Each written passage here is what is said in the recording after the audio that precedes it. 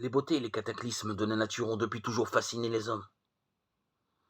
Il n'est donc pas étonnant qu'ils furent si facilement tentés d'amalgamer Dieu et la nature.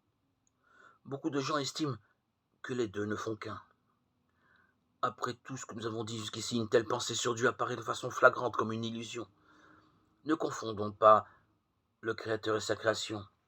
La Bible nous dit également que la création témoigne de la gloire divine. Nous lisons dans le psaume 19, les cieux racontent la gloire de Dieu, et l'étendue manifeste l'œuvre de ses mains. Le jour en instruit un autre jour, la nuit en donne connaissance à une autre nuit.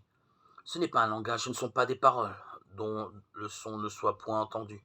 Leur retentissement parcourt toute la terre, leurs accents vont aux extrémités du monde, où il a dressé une tente pour le soleil, et le soleil, semblable à un époux qui sort de sa chambre, s'élance dans la carrière avec la joie d'un héros.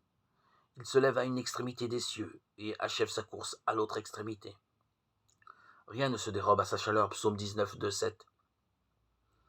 Paul dira même que les hommes ne doivent pas se donner comme excuse qu'ils ne savaient rien de Dieu, car ce qu'on peut connaître de Dieu est manifeste pour eux, Dieu le leur ayant fait connaître. En effet, les perfections invisibles de Dieu, sa puissance éternelle, sa divinité, se voient comme à l'œil depuis la création du monde.